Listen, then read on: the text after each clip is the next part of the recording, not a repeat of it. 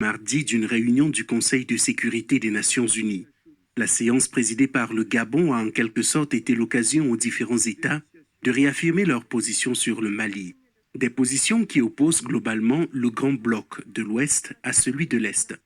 Comme on pouvait s'y attendre, on a assisté à un jeu de ping-pong entre le Mali et ses alliés d'une part, et la France ainsi que ses soutiens d'autre part.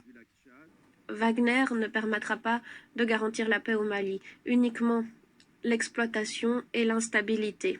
Nous constatons également que les forces de Wagner sapent la mise en œuvre de l'accord de paix. Une incongruité pour la Russie qui clame le droit qu'a chaque État, y compris le Mali, de choisir ses partenaires ainsi que la nature de ses partenariats.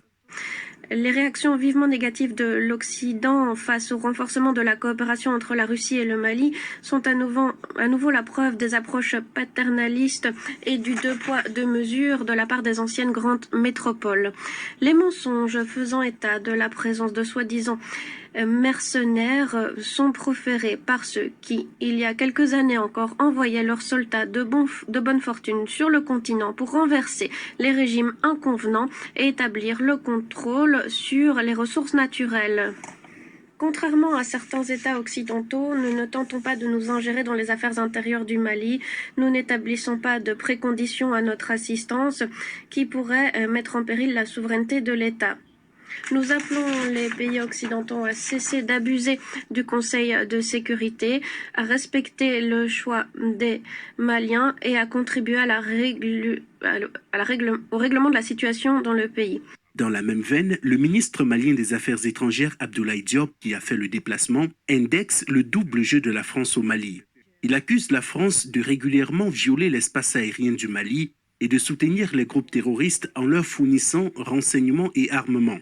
Alors que le Mali réclame depuis plusieurs semaines une réunion d'urgence du Conseil de sécurité sur le soutien présumé de la France aux groupes terroristes au Mali, il accuse ce pays de tout faire pour empêcher la tenue de cette réunion.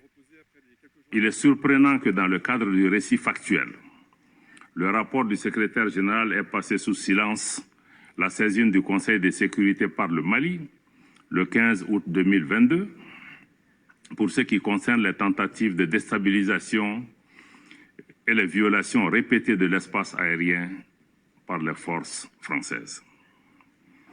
Ces actes d'agression d'une extrême gravité qui constituent, vous le savez, une violation de la Charte des Nations Unies, mais aussi une violation du droit international, nous pensons que, mesdames et messieurs les membres du Conseil, que ces actes ne doivent pas rester sans suite et votre Conseil est interpellé fortement au Mali et en Afrique et ailleurs.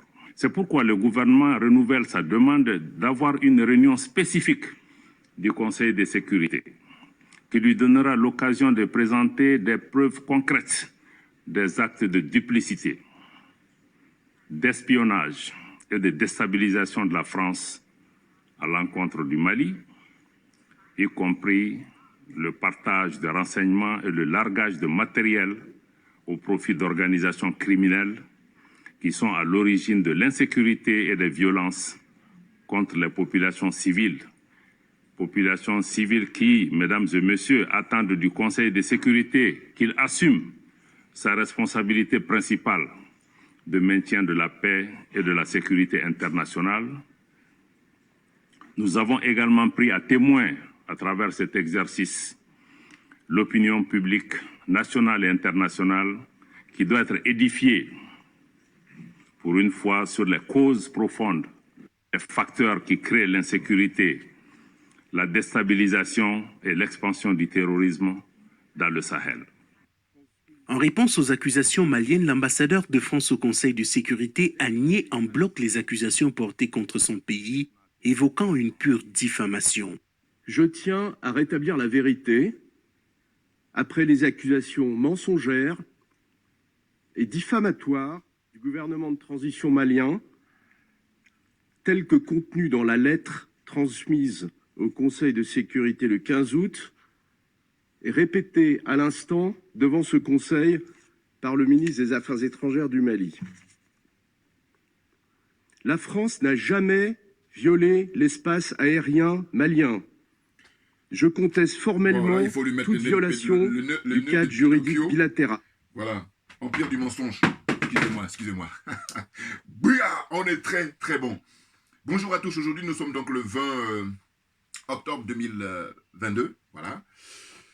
Et le Mali avance tout doucement, mais sûrement. C'est crescendo parce qu'ils détiennent toutes les preuves que la France est impliquée dans la déstabilisation du Mali, tout naturellement.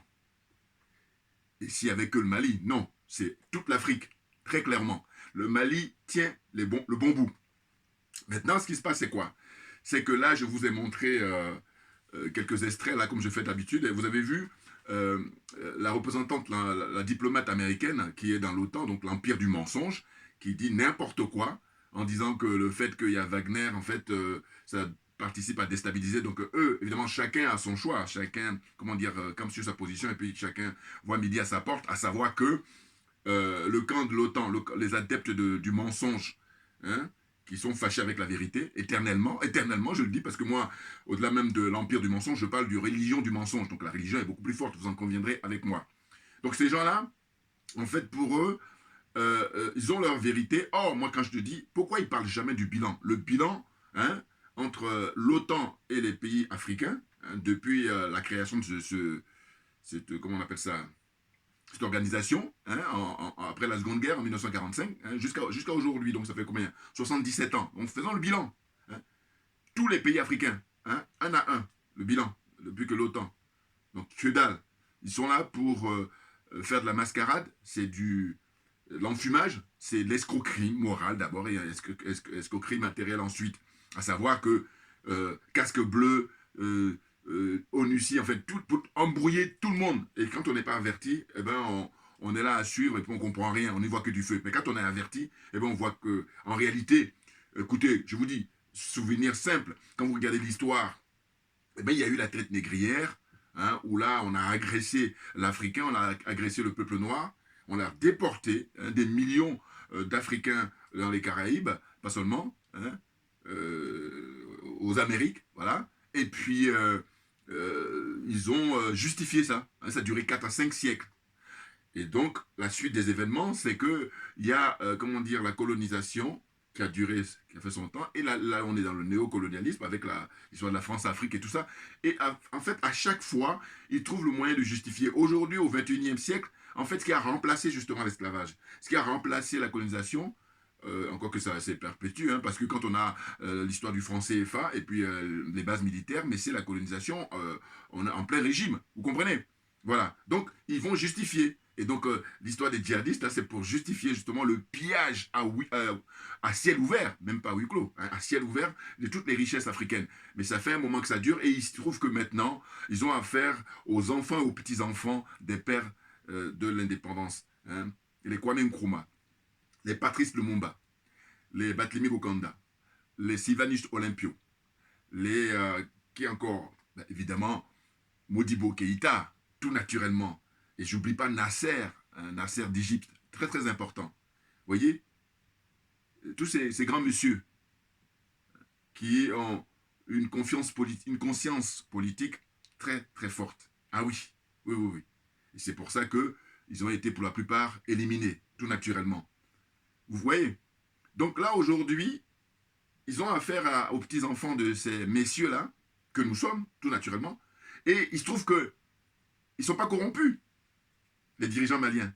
Mais très clairement, pourquoi? Parce que, en réalité, c'est là où je parle de circonstances aggravantes, c'est que ce que dit le ministre Abdoulaye Diop, mais tous ces, comment on appelle ça, ces homologues, ils le savent. Simplement, il y a deux écoles. Vous avez l'école du nègre. D'ailleurs, j'ai regardé l'émission de frère camerounais là, sur Internet, qui a invité Paul Éluard, un autre frère très brillant et panafricain. Et eux, ils ont fait trois qualifications pour les nègres de maison. Alors, ils ont dit, pour les nègres, hein, nègres des champs, nègres des maisons, et puis là, maintenant, ils ont dit nègres de nuages. Voilà. Bon, ils ont bien expliqué, hein, voilà. En gros, au début, je ne comprenais pas le titre, mais j'ai fini par comprendre. C'est qu'en fait, vous avez nous autres, aujourd'hui, au 21e siècle, nous sommes les nègres des champs, bien entendu. Et puis, les nègres de maison, ce sont les claudiciards, et pas seulement lui. Tous les journalistes là, qui travaillent dans les médias français, hein, RFI, TV5, Monde, France 24, voilà, tout cela, les correspondants, tout ça, ce sont des nègres de maison. Hein? Voilà, une bonne fois pour toutes, il faut bien garder ça. Ensuite, le nègre de nuage, j'ai bien compris que lui, c'est l'intermédiaire, il est entre les deux. C'est-à-dire qu'en fait, il envisage d'être un nègre de maison. Voilà. Mais Paul Éluard, c'est très intéressant, leur thèse, leur explication, je trouvais ça très intéressant. Voilà. Donc là, on est dans une situation où, en fait, tous ces dirigeants-là, que sont Alassane Draman Ouattara, que sont Macky Sall, que sont Patrice Talon, que sont Bazoum, que sont Déby père et fils, Bongo père et fils, et Yadema père et fils, tous ces gens-là, en fait, ils ont fait le choix d'être des nègres de maison. Voilà, c'est ça la réalité. Ah ben, très clairement. Alors qu'ils s'opposaient à l'époque avec nos dévanciers, nos pères à nous, qui sont justement, comme je disais, les nègres des champs, voilà, qui a refusé, ou qui refuse sa condition d'esclave. Et donc, qui a décidé de s'émanciper, hein, très clairement, hein, sans aucune ambiguïté. Voilà. Et du coup, la bataille, elle est là-dessus. Pourquoi? Mais parce qu'au fond, si on n'avait pas Internet, ça allait retarder, comment dire, l'avènement hein, de la liberté hein, du peuple africain et surtout la zone là, la zone des aliénés, la zone des complexés, la zone des corrompus et j'ajoute la zone des jaloux et des sorciers. Ah oui, oui, oui. Moi, je veux bien qu'on sorte de là. D'ailleurs, quand je fais des vidéos, c'est pour participer à la déconstruction hein, de tout ça, très clairement. Vous voyez? Donc, au fond, il énumère comme ça, de manière sommaire, hein, tout ce qu'il reproche à la France, notamment la violation, comment dire, de l'espace aérien à plus de 50 à 60 fois. Ah oui, oui, oui, pas moins de 50 fois. Hein, alors que depuis qu'ils ont plié bagages, ben, c'est terminé. Puis à partir du moment où le Mali revendique son indépendance et sa souveraineté, il ne faut pas la ramener. Parce que, je vous dis, moi qui habite en France depuis un certain nombre d'années, eh ben, le ciel parisien, depuis la guerre, il ne rigole pas. Hein.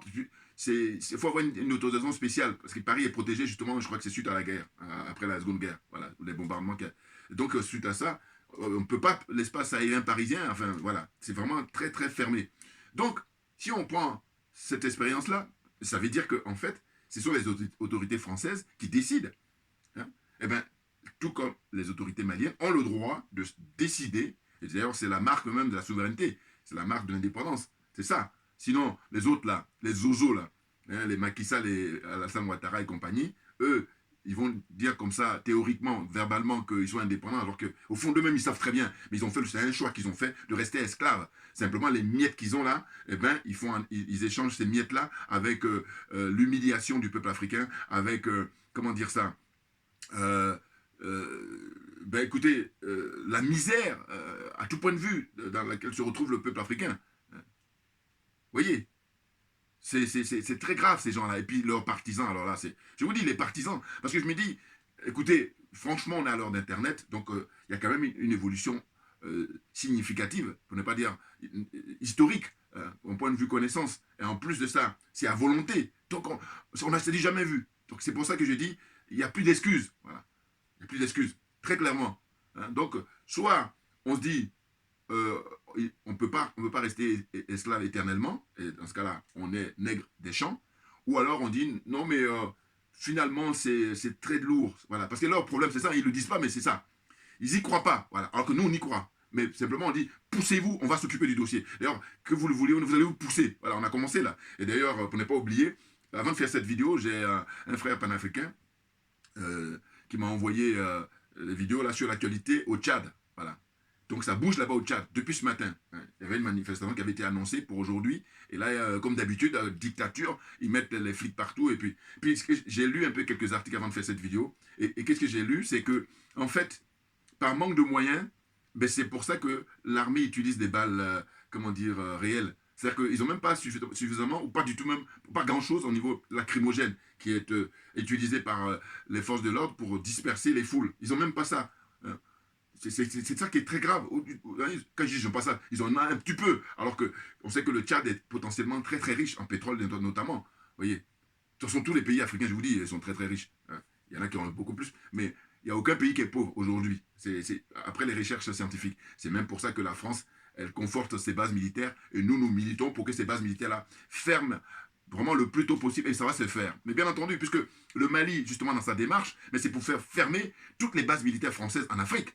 Ils n'ont pas à y être. Et puis je dis que le fait qu'il y a la guerre, la guerre, les opérations qui ont commencé le 24 février dernier par la Russie avec le président Vladimir Poutine, eh ben je dis, normalement, on est à l'heure de vérité. Parce que, comme disent les dirigeants maliens, vous ne pouvez pas dire que vous aimez plus le Mali que les Maliens. Ça n'a pas de sens. Vous ne pouvez pas dire que vous aimez l'Afrique plus que les Africains. Ça n'a pas de sens. Donc, prenez tous vos militaires, prenez tous les militaires français qui sont en Afrique, et puis venez ici pour aller combattre là-bas en Ukraine. Ça aura du sens. Oh là non, ils font de la planque. Hein, ils se mettent dans les pays là à côté. Et puis, enfin bon, bref, c'est dingue.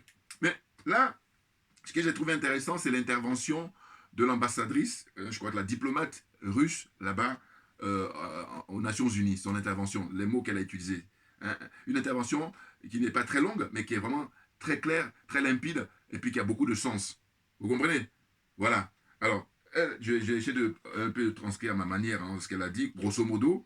Hein, l'ambassadrice, elle dit, dans son excellente intervention, les approches paternalistes et du deux poids deux mesures de la part des anciennes grandes métropoles. Elle cite elle cite pas la France, mais elle sous-entend la France là, puis les États-Unis et les adeptes de l'OTAN là, voilà.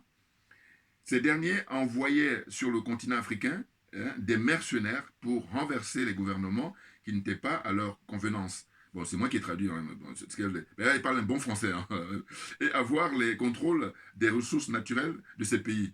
Vous comprenez? C'est l'ambassadrice russe, là-bas aux Nations Unies, qui se prononce, qui fait son intervention. C'est brillant, c'est clair. Vous voyez? Contrairement à certains États occidentaux, nous ne tentons pas de nous ingérer aux affaires intérieures du Mali.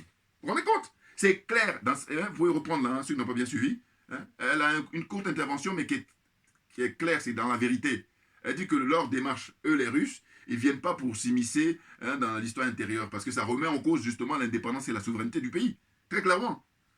Alors, donc, je répète, pour faire comme le Premier ministre Abdoulaye Maïga. Contrairement à certains États occidentaux, nous ne tentons pas de nous ingérer aux affaires intérieures du Mali. Nous n'établissons pas de préconditions à notre assistance qui pourraient mettre en péril la souveraineté de l'État. Vous vous rendez compte? Et elle poursuit, nous appelons les pays occidentaux à cesser d'abuser du Conseil de sécurité, très clairement, ah oui, à respecter le choix des Maliens et à contribuer au règlement de la situation dans le pays. Bouah, elle est superbe, elle est excellente. Ah oui, et puis un très très bon français là, voilà. Ça c'est vraiment une digne, diplomate, voilà. Parce que les autres là, vous voyez l'intervention de la noire américaine là, bon, c'est les adeptes de l'OTAN, hein, que du mensonge, que de l'escroquerie, mais ça a assez duré, c'est ça. Hein. Je vous dis, l'ONU qui a été mis en place depuis 1945, qui a succédé à la Société des Nations, bon, c'est une continuité, hein, que de l'escroquerie. On fait le bilan. Catastrophe. D'ailleurs, avant de faire cette vidéo, j'ai pensé à un truc. J'ai dit, mais écoutez, moi, je dis, je ne suis pas très fort pour les chiffres, mais tout de même, avec mon bon sens, je dis, je suis convaincu. Maintenant, ceux qui sont très bons, allez-y faire les recherches pour fouiller les chiffres. Et c'est ce qui est intéressant pour les commentaires. Je suis convaincu que si on regarde les 400 ans, 500 ans de traite négrière, eh bien, là, ce qu'on connaît là, avec, le colonialisme, la colonisation et puis le néocolonialisme, c'est-à-dire le nombre d'Africains qui sont morts. Mais si on essaie de faire extrapoler, c'est-à-dire que là, on prend cette période-là, évidemment qu'elle est courte, puisqu'on parle de 400-500 ans, c'est-à-dire 4 à 5 siècles. Mais si on fait en valeur relative, c'est-à-dire que, je ne sais pas si je me fais comprendre là, je veux dire que je pense que soit, au mieux, c'est le même chiffre au point de vue du nombre d'Africains qui sont morts, ou alors ça doit dépasser. Je ne sais pas si je me fais comprendre là. Voilà, j'espère en tout cas. Je veux dire par là que c'est impressionnant le nombre d'Africains qui sont morts depuis, avec les interventions des Occidentaux, des colonialistes, des impérialistes, là-bas. Hein. Pour ne pas que YouTube ferme mon compte, je vais épargner des trucs, mais j'ai déjà dit dans mes vieilles vidéos, justement, et puis c'est pour ça qu'ils ont fermé. Bon, donc je ne vais pas recommencer. Donc, comprenne qui peut, comprenne qui veut. Hein, c'est clair. Ils sont dans une démarche diabolique. Et puis là, le mot même est faible. Et on a les preuves maintenant. Le Mali a les preuves.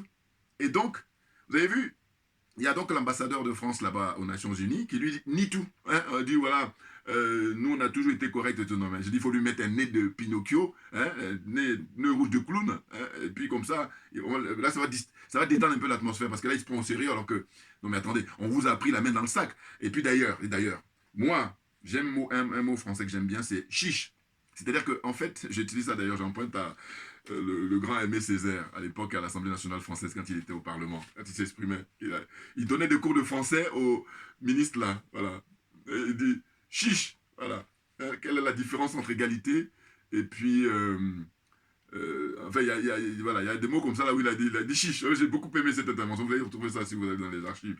Voilà, donc j'ai dit, chiche à la France, aux dirigeants français, de pouvoir maintenant permettre cette réunion extraordinaire, hein, au Conseil de sécurité, mais à ce que le Mali vienne faire le déballage. Et maintenant, libre à eux, sachant qu'ils ont cette faveur, hein, comment on appelle, du droit de veto. Donc voilà, au final, ils pourront... Voilà. Mais si, par contre, ils sont là comme ça à nier, je veux dire, il ne faut pas insulter, comme je dis souvent, l'intelligence d'autrui, l'intelligence des Africains en particulier, là, ou en particulier l'intelligence notamment des Maliens. Voilà. Hein, faut arrêter. Aujourd'hui, les gens ont compris.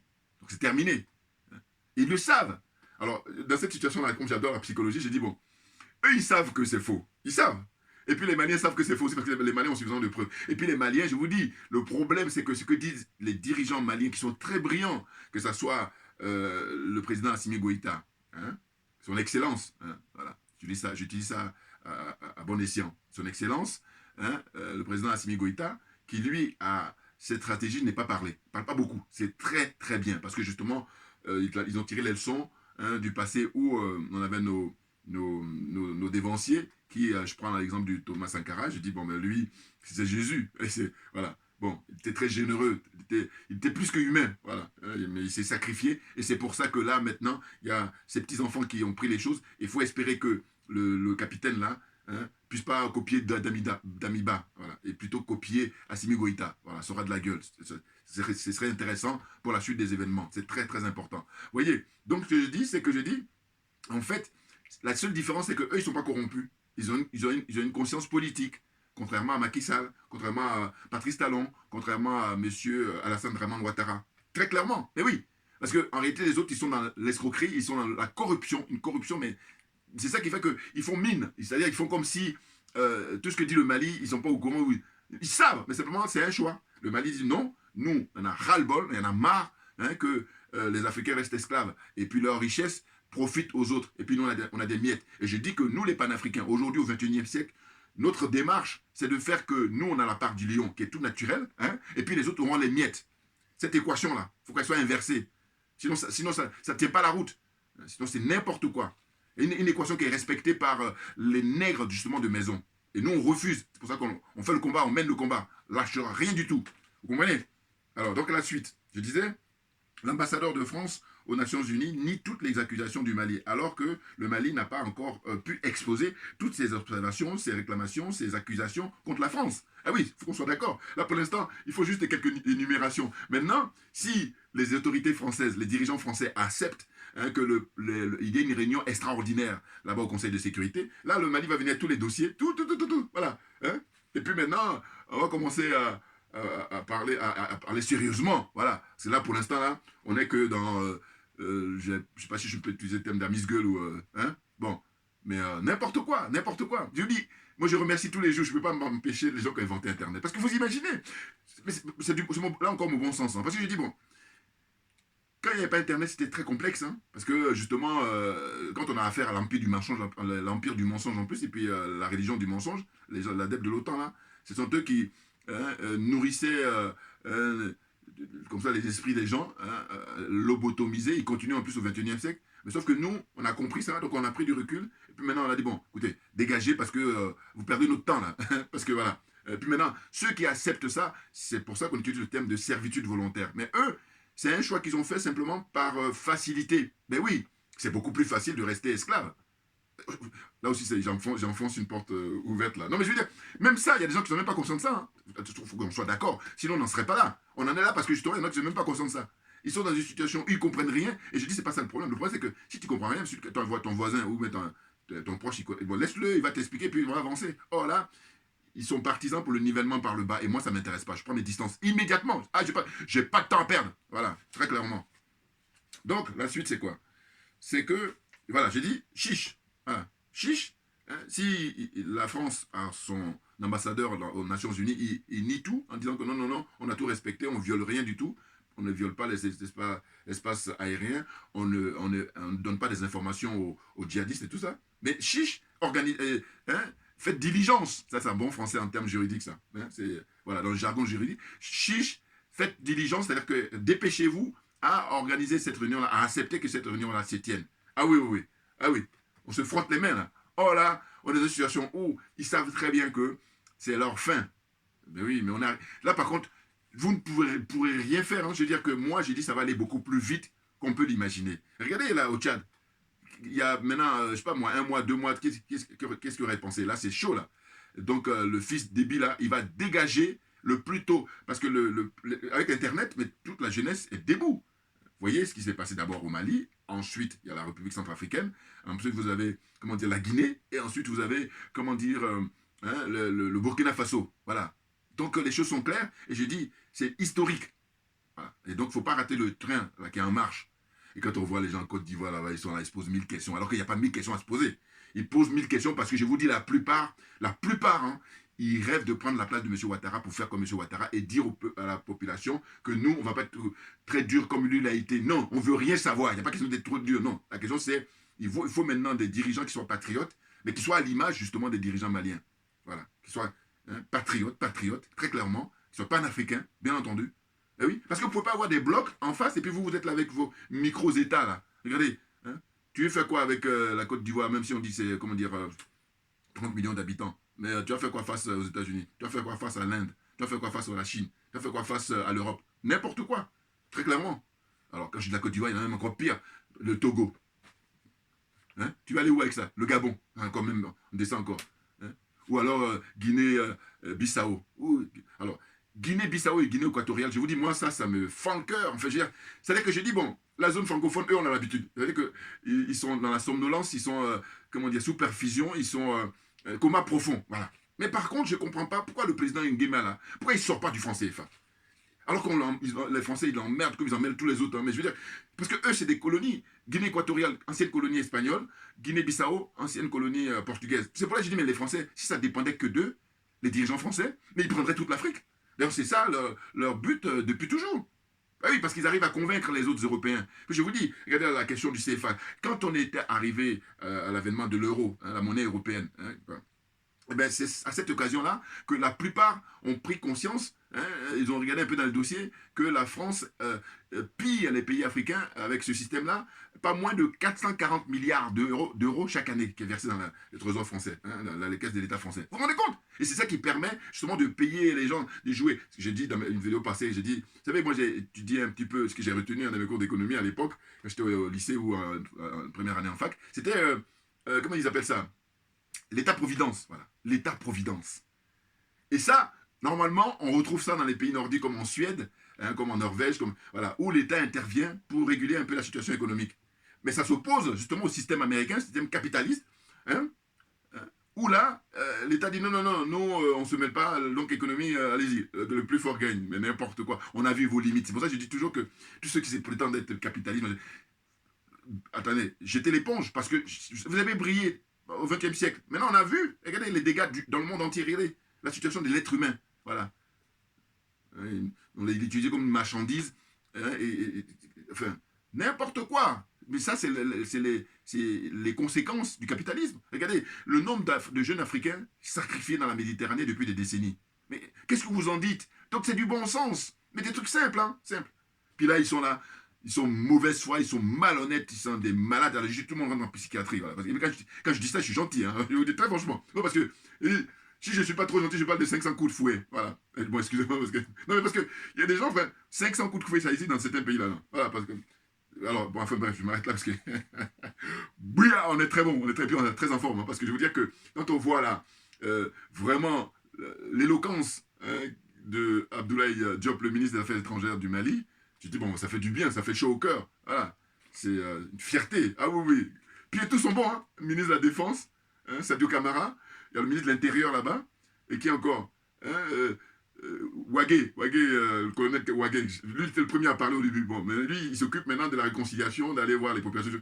Ils sont tous brillants. Moi, je suis impressionné par cette équipe-là, des 6 colonels. Ah oui, oui, oui. Total respect, les gars. Total. Allez, voilà, je fais ça. Oui. C'est incroyable. C'est très plaisant. Bon, ça fait plaisir. C'est énorme. Donc, ce que je disais par la suite, c'est qu'il faut se rappeler que le Mali a déposé sa requête depuis le 15 août. Donc, vous faites 15 septembre, ça fait un mois. 15 octobre, ça fait 2 mois. Donc, on a plus de 2 mois, puisqu'aujourd'hui, on est le 20. Voilà. Alors qu'entre-temps, il y a des dossiers qui sont soumis, notamment ce qui se passe, comment dire ça, en Ukraine. Oui, mais il y a des Africains qui meurent. Hein. Et en plus, encore en Ukraine, c'est beaucoup plus clair. Mais là-bas, hein, comme ils disent ça, une guerre hybride. Comme dit Macron lui-même aussi, bon, il n'est pas le seul, mais n'importe quoi. Hein. Là-bas, M. Poutine leur a donné des avertissements des mois et des mois en disant, préparez-vous. On peut régler le problème pacifiquement. Et ils ont fait la sourde oreille. Genre, cause toujours, tu nous intéresses. Et puis les spécialistes nous expliquent quoi. Ils disent qu'en fait, là, c'est une guerre qui n'est même pas avec l'Ukraine. C'est une guerre entre la Russie et l'OTAN. Très clairement, parce qu'on sait maintenant, hein, ils fournissent, je veux dire, des milliards qui sont dépensés. Vous vous rendez compte, ces gens-là, ils prétendent être des êtres humains. Je suis désolé. C'est clair pour moi qu'ils ont juste l'apparence. Parce que tout ce qui brille n'est pas de l'or. Mais non, mais attendez.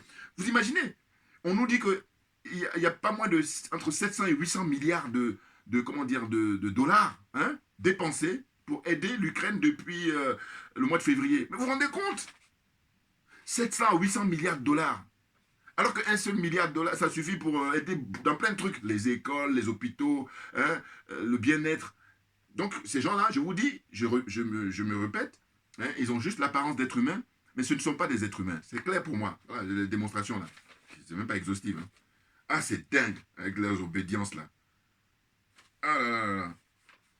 Donc, on est dans une démarche de déconstruction, de faire prendre conscience à la masse, hein, au plus grand nombre.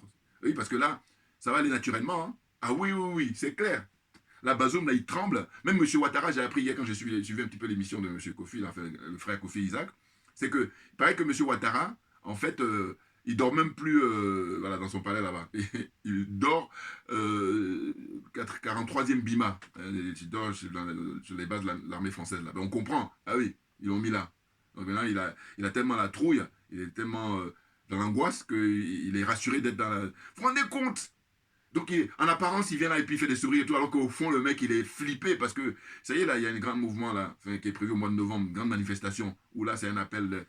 ça y est, ils sont réveillés, les partis politiques en Côte d'Ivoire. Bon, on va dire, il vaut mieux tard que jamais, mais entre-temps, il y a beaucoup de gens qui sont morts, là. Et puis, il y a des gens qui sont exilés, là. Donc, c'est n'importe quoi.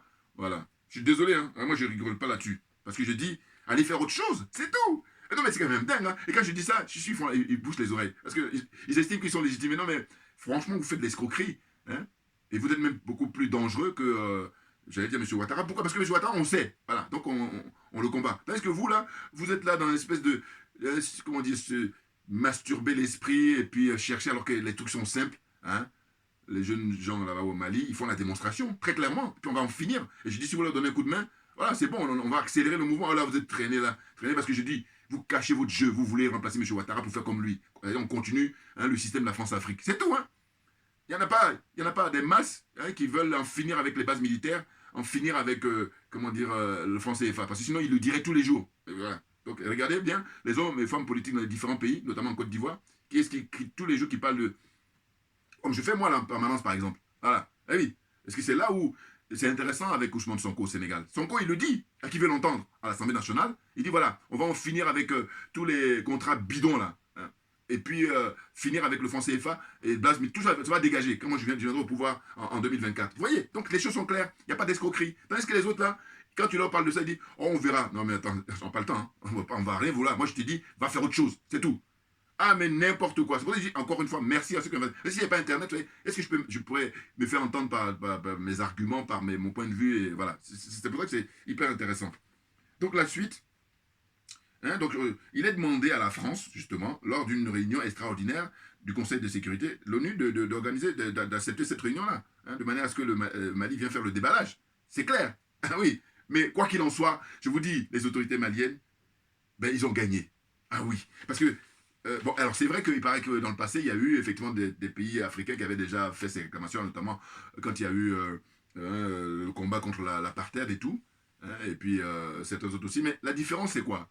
C'est que là, à l'époque, il n'y avait pas Internet. Donc, du coup, c'était quelques personnes avisées qui étaient au courant. Là, aujourd'hui, tout le monde est au courant. Tout le monde, pratiquement.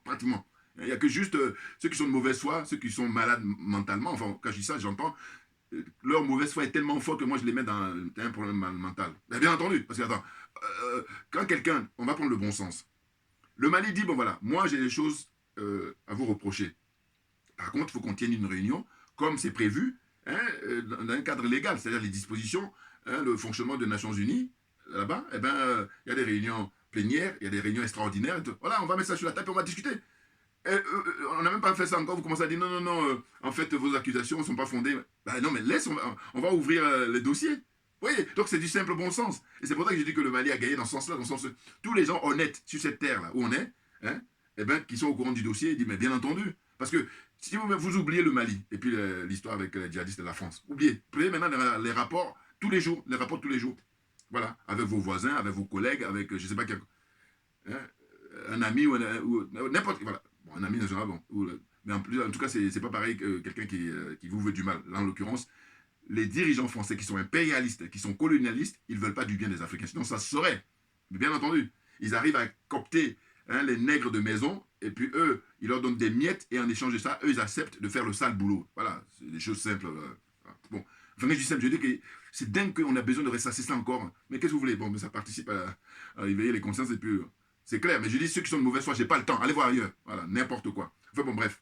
Donc, vous voyez, vous le reprochez à quelqu'un, un voisin, par exemple, vous lui dites, mais écoute, moi, j'ai comme impression que, j'ai les preuves que c'est toi qui es à l'origine, hein, du fait qu'il y a des problèmes chez moi. Et donc, on va aller au tribunal et on va les déposer. Sauf que dans cette configuration-là, ça tient encore. Mais quand on est à l'ONU, eh ben, c'est un club très fermé, parce que quand on apprend que il faut que, pour soumettre un point comme ça, s'adresser aux 5 membres permanents. C'est pour ça que je dis, mais en fait, il y a les acteurs principaux et puis le reste, ce sont que des figurants. Eh bien, attendez, excusez-moi, quel poids représentent les autres, hormis ceux qui ont comment dire, le droit de veto, à savoir l'Union soviétique, la Russie, heureusement qu'elle est là d'ailleurs, hein, la Chine, hein, l'Angleterre, la France et les États-Unis. Bon, là même d'ailleurs, on est dans une situation de 3 contre 2 ou 2 contre 3. Vous voyez? Maintenant, je ne vous cache pas que moi, la Chine, bon, eux, c'est que le business, donc ils m'intéressent moins. Là, parce que je dis, pour nous libérer, je vous dis, le dossier, là, selon moi, que détient le Mali, les dirigeants maliens, c'est pas seulement la France. Hein. La France, c'est parce que, bon, elle, voilà, va en guerre, fanfaronne, tout ça, voilà. Et puis aussi, esprit colonialisme, esprit impérialisme. Mais en réalité, tout le monde est mouillé, parce que tout le monde y trouve son compte. Ah oui. Pourquoi? Là encore, pareil, je donne mon point de vue en tant que citoyen libre. C'est que je dis, en réalité, ce qu'il faut comprendre, c'est qu'il y en a beaucoup depuis toujours dans leur esprit, dans leur construction comme ça mentale. L'homme noir, l'homme africain, il est le dernier. Voilà, il est le paillasson, il est la serpillère. C'est pour ça que là, le combat à bras le corps, c'est-à-dire le mérite qu'ils ont les dirigeants maliens à prendre tout ça pour dire bon voilà, on va libérer l'Afrique. Mais c'est énorme. Et ce qui fait que quand je parle d'hypocrisie, c'est parce que tout le monde est au courant, tout le monde sait. Mais ça n'arrange pas tout le monde, évidemment, évidemment. Et donc du coup, nous autres, on ne va pas cesser de saluer, de remercier le président Vladimir Poutine. Parce que c'est lui, hein, qui va nous permettre notre libération. C'est extraordinaire. Et là, je vais encore redire parce qu'il y en a qui font exprès. Hein. Ils disent quoi? Ils disent, oui, mais c'est pas pour quitter avec la France pour aller avec un autre colon. Quel est le rapport? Dites-moi quel est le rapport. Je vous dis, si vous n'êtes pas au courant des dossiers et que le débat est très, très élevé, allez faire autre chose. Voilà. Hein? Non, parce que vous voulez perdre de temps. Alors, ceux qui sont les trollers, là, bon, eux, je dis, ils sont payés pour ça, il n'y a pas de saut métier. Bon. Puis je dis, il n'y a rien de pire que l'indifférence. Donc, ils ne sont pas indifférents de toute façon. Mais bon, eux, j'ai compris leur truc. Donc, voilà. Vous comprenez? Je dis simplement que je leur demande simplement de partager mes vidéos. Bouya! Donc, voilà. Donc, je dis qu'en fait, tout ce monde-là, quels que soient les continents, ils ont j'allais dire, intériorisé, c'est-à-dire dans leur tête, là, hein, il y en a très peu, hein, mais la plupart, c'est que l'homme noir, l'homme africain, il est le dernier de la classe.